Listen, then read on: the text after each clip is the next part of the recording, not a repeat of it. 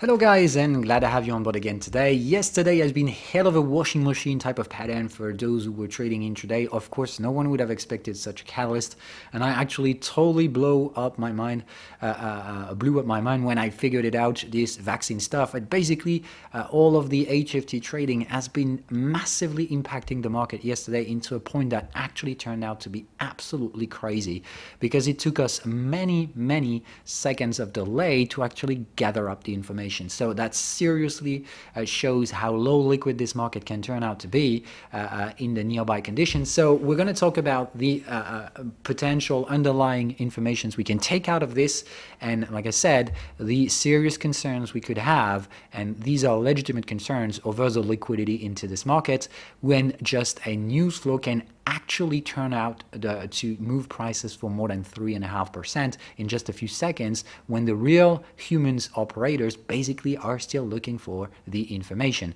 That is definitely staggering, and just says one thing: the liquidity can rapidly shut the fuck off if things happen, if unexpected things show up. So the HFT trading can rapidly move prices, and that can move prices both directions. So don't get me wrong, when I say we still face some pretty dangerous underlying structures of flash crashing potential structures, I definitely stand for it. What we've seen yesterday is totally leading to believe that we could have flash crashing structure a little once in a while, because this definitely says that we had a crack to the upside yesterday. So if it can crack to the upside, then believe me, it can definitely crack to the downside as well, without necessarily triggering end of the world type of trades. Remember that flash crashes are also the easiest way to recover market prices slightly later on. So still, on my personal behalf and my personal behavior in terms of portfolio management, still a lot of cash available for these potential very short-term opportunities, only available for those who are liquid enough to profit from them. But despite that, still being following these potential movements to the upside, not necessarily selling it all and short selling the market right now. We had some nice prices throughout the latest quarters, and as long as they hold on, there's no reason to panic. But buying right now over very overvalued prices feels like a very dangerous situation also. Anyway, we're going to talk about the technicals of yesterday, because all of those subjective stuff, analysis, of course, worth a lot. When a beginner is making beliefs over the market, that seriously makes no sense. But I mean, I'm experienced enough to tell you those things. They kind of value a bit, but more importantly, we just can't trade out of these things. So we need to see how they react to technicals. So today's analysis is going to be, of course, 4-hour chart time frame, because this is the only area in which we can kind of make sense of whatever happens right now, and that's definitely not the easiest way to do. So as we had the election rippling through very low volatility, actually we can barely see this in the 4-hour charts, that has led us immediately buying the lows in here anytime we got below the context, and basically pushed us immediately to the upside in here, breaking both the third range boundary and this triangle or converging trend lines type of consolidation structure, breaking to the upside. So of course in here a breakout pattern totally is at play. So when those patterns trigger, you always need to use the reliable type of stuff to gather this. So the only way you generally do this is that you take the context analysis lowest close, which is in here. Okay, you take this, you take it out of the breakout level, or I should have been rising this thing a little bit actually, because here is the breakout level. So all right, just don't get me wrong. Give me a second. I'm just going to readjust these things. So here it is. Okay. So here is the breakout level, here is the lowest close. If my memory is right, just let me gather it. Okay, here it is. No, where the fuck is it?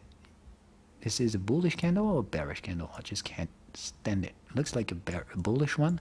Okay, that is just a gapping structure. Okay, so we've closed it right there. Okay, so here is our lowest candle close on context time frame.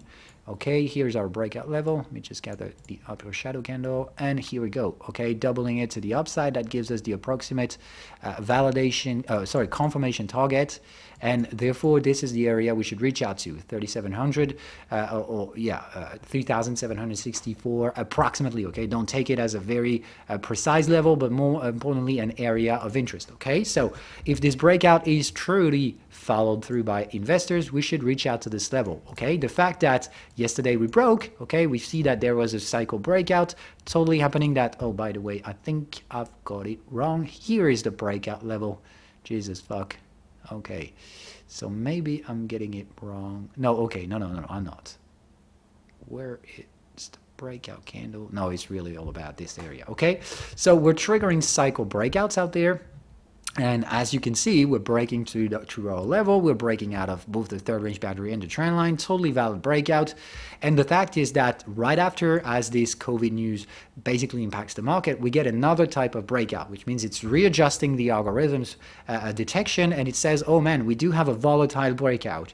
So the thing is that we've reached out way over volatility boundaries. We've even reached out to the higher time frames context, which this is the higher time frames context. So we've got on top of the higher time frames context on the verge of breakout volatile patterns. So the market has readjusted its assessment over this nature in here. So it was a normal breakout, totally valid for this to be a cyclical breakout reaching the target, but right after being readjusted to volatile, it says, oh man, not great.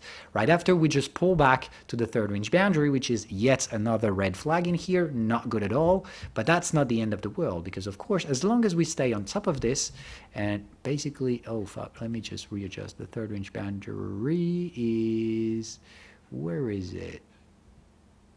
Here it is. Here is the candle close. Okay, so as long as we remain on top of these price, okay, so on top of 3,574, as long as we do this over over the context closing candles, okay, so this is one candle each week. So if we weekly close below this level, then there is a serious red flag, because that means we broke the level, failed to reach out the targets, and reintegrate the structure by closing below the third range boundary. If such a thing happened, there is nearly 100% chance. Never ever happens, okay? Nothing is ever for granted, but in here this pattern has a serious probability of success, in which we're very likely going to fuck up the moving average later on, and normally going to break the second range boundary, which is right there. Okay, so our second range boundary is normally going to be broken, just like the triangle will probably be. That doesn't mean the market will be bearish either. That just says fake breakout, trap in both directions. And generally, the overcoming level, the overwhelmed level in here are generally equally sized. So we can basically say that we could eventually pull back right back to 3,000s without triggering anything close to bearish signals. That would just be, okay, fail the breakout, fail on the opposite direction, and we're going to stay there later on. Maybe and possibly contracting volatility. So don't get me wrong, whatever happens out there is not really important. As long as prices remain on top of 34.76, I would say daily candle closes matter, but most importantly, the weekly candle close will be in here our official judge for these things. So as long as we remain on top of this, that could be just a pullback. Buying it, I don't feel like it is an opportunity for me. I think anyway, I'm already bullish in this market, so reinforcing this position on this pullback can only be done if the target has been reached out first.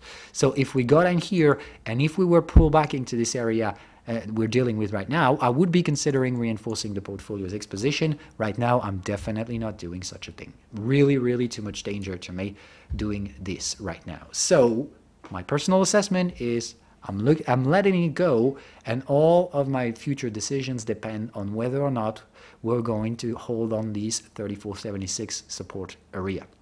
Today is going to be probably testing this level, and I don't know what the hell is going to come out of it. If we can hold it on, that's fine. If we close below, that's a first red flag, but if we can somehow sustain it over the weekend, that still is not that much of a big deal, okay? So this is really what you need to be focusing on today. If you want to have a clear sight of whatever the market is doing right now, it's really all about this 4-hour breakout, and these are our technical levels. Okay, as long as we don't deal with either of those two, then there's nothing you should care about.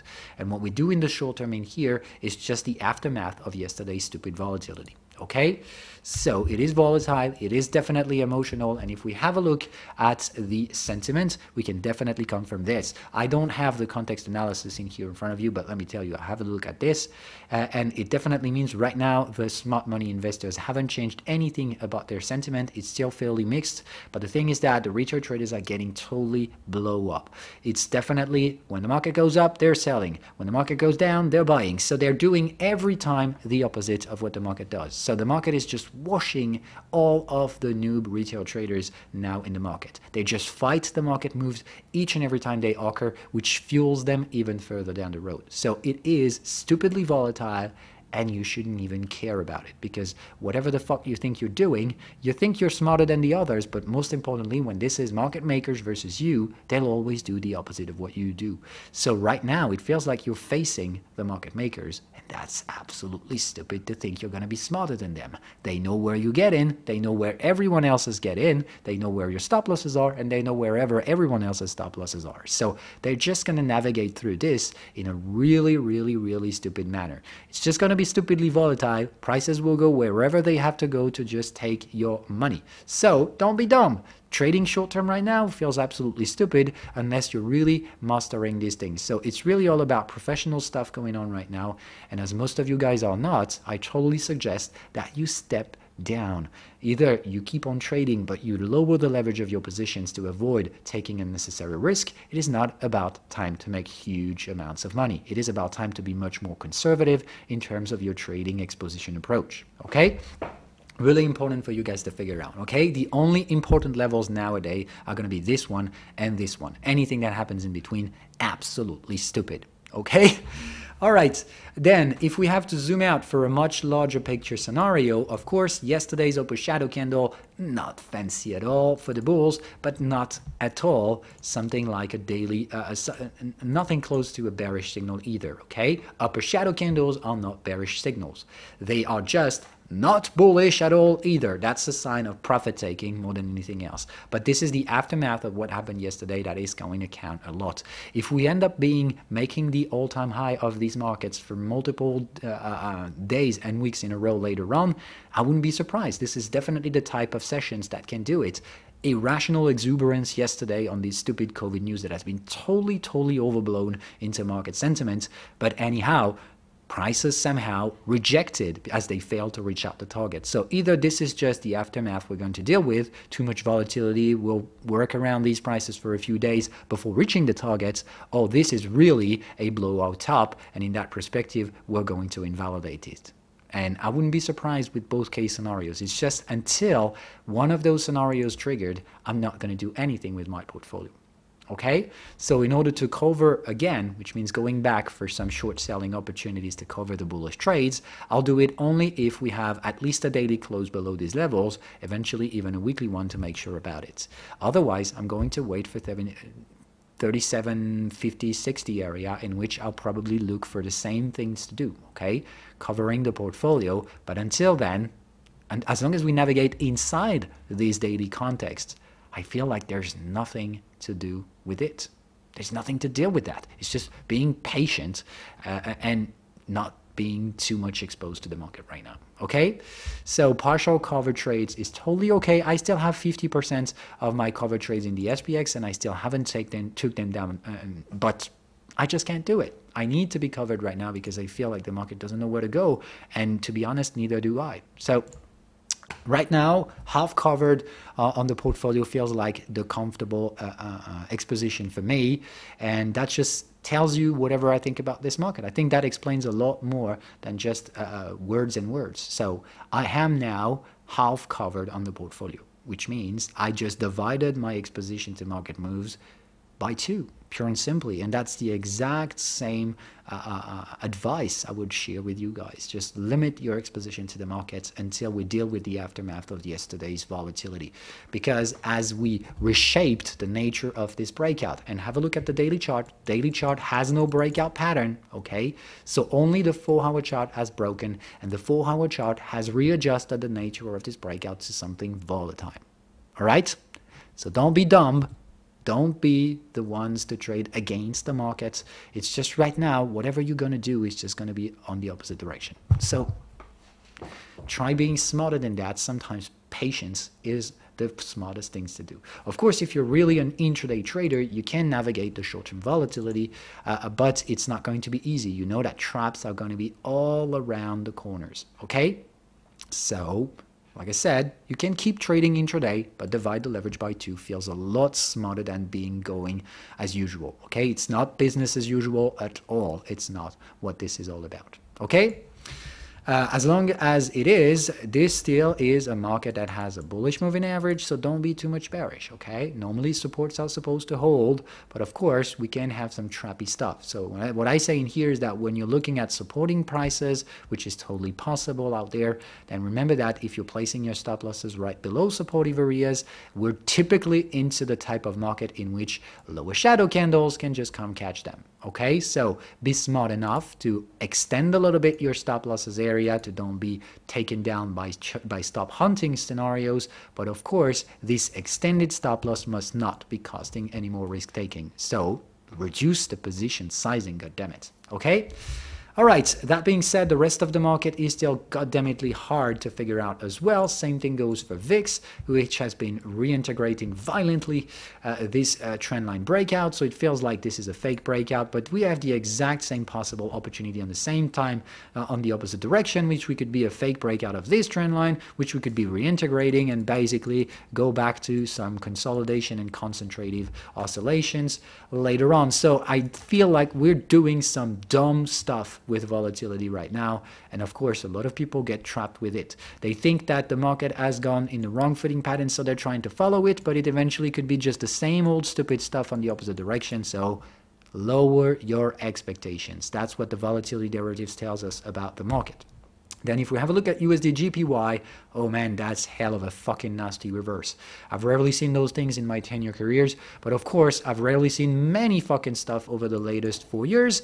I'm so glad to see this. It could eventually be off within the next few weeks, but until then, it's still happening, and yesterday is just one another of those examples. You rarely see those types of stuff, so bearish moving average, market breaking supports, and instead of doing so, bam, huge reverse, market is wrong-footed, and of course, you know how leveraged I am into this market. I have huge confidence and huge exposition to the USD/JPY, and yesterday is one of these days in which, oh man, I know that this is too much. So I was way too much exposed to this market. So the first things I've done yesterday, halfway through to the candle, we were approximately 1% to the upside yesterday, and I decided to take half my profits. It is profit taking, and I took some very nice gain, and I should actually be pleased with them, but I'm just so pissed off because I was having a lot more expectations for these markets. But yeah, my average entry price is in here. I had leverage position, which means taking too much risk isn't part of my job, and therefore I had to reduce this exposition, cutting it by half.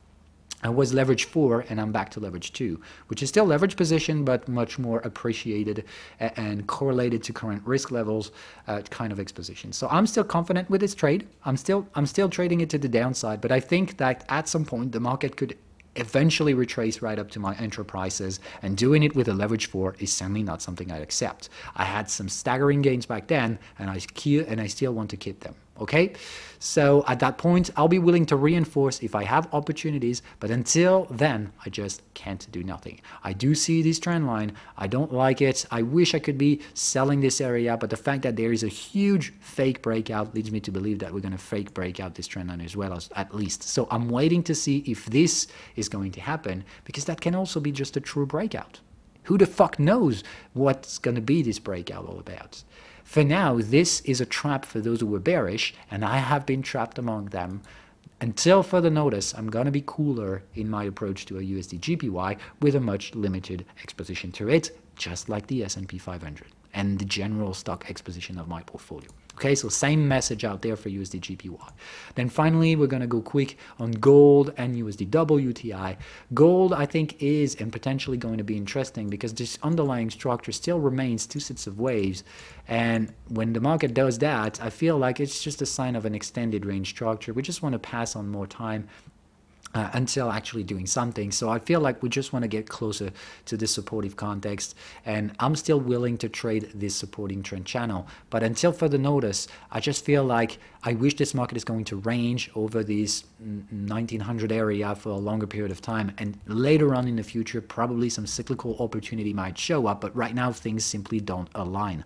Okay, so until then, I'm waiting for further information. I see this previous support breakout level. Lots of things could happen out there, but if we reach out to this level immediately, like breaking this trend line and stuff like that, I'm going to be real cautious, okay? So if the market takes a little bit of time before reaching out to this area, I'll probably consider buying it, but until further notice, patience is the key, okay? For USD WTI, same thing goes on in here. Here's my latest bearish trade, reached out taking profit number one area, took 50% off the table and got taken off the rest. That's not what I expected, definitely not, as I was expecting the market to break down immediately and reach out eventually the second profit taken area. It simply didn't happen. So yeah, I'm out, and I'm going to consider getting back in eventually later on, but for now the market is testing the previous third range boundary with a mature range, therefore I don't like that. If it breaks up, I'm probably not going to follow it because there is a bearish moving average, so I'm not going to buy breakouts. But if there is in here as well a fake breakout followed by a reintegration, I'm totally going to be willing to take the reintegration for an extension toward target number 2 area. Okay, until further notice, it feels like noisy to me, or noisy, no, that's not the word. It's just like the sides some markets have been taking, the directions they took are not the one I believe in. And therefore, like I said, you must never trade what you think of the market, but you cannot trade against it. So what you think about a market is crucial into trading. It's just not a trading strategy all by itself. You need to find technical structures suggesting your scenario is probable. You need to find definable timings in which your situation is favorable for you to get in and try it out. And then only if it gets validated and confirmed, you get fully exposed to it. But that's how things work, okay? I have my personal beliefs in this market, and when they go on the opposite direction, I'm just not fighting it. I'm just waiting for my time to come. And that's exactly what happens right now on USD WTI. I had my time, it worked out, but right now it feels like it is the others' appropriate timing. So I'm going to let them play their cards, and if they fail as well, I'm going to profit from this. But until then, they seem to succeed, and I'm willing to see how far they can push prices. That's pretty much all about it. Despite that, there's one thing I'd like to share with you guys is, of course, Apple is in a very tricky situation. You can definitely see there's a triangle structure. So Apple feels like this is really the current market's thermometer. And I would believe that if this guy were to break down its triangle, ugly things could turn out. Okay, so I don't say this is going to happen. All I'm saying is I don't feel Apple worth that much, and I think it actually is pretty fairly fucking overvalued, and I'm not even sure it's going to hold this moving average. It's been testing it the previous time, and I think this time we're going to have to buy below it eventually. So you know, Apple is the only fucking stock I have short sold at the moment. Of course, I know how dangerous that is. I'm shorting a bubble, so I invite you guys not to do it. It's very, very dangerous stuff out there, okay? But I'm sharing this so you know it's really important for me to see how Apple is going to trade within the next few days and weeks, because of course that is a lot of emotional impact for those who are market participants right now, because it is an asset that is in everyone else's portfolio. Specifically, all US investors have it either directly or indirectly because they invested into ETFs or pension funds or whatever. Apple is just a massive problem of US because it's fairly overvalued, and it could cause some pullbacks on prices all by itself, regarding of how overweighted it is into some stock indices. You know about this problem, and as you can see, Amazon as well is suffering from this COVID news. Okay, so yesterday hasn't been a pleasant day for tech stocks, and if the techs were to trigger some crashing structures, they can load out some money, and quite a lot of it. I think enough to actually impact the global market sentiment. Not to put it into a bear market territory, I doubt it, but yeah, it could cause some serious pullbacks. Okay, so anyway, that's the current navigation system. Very tricky to navigate. Some stocks are still fairly interesting to buy, but the timing feels inappropriate because there is still the huge and dangerous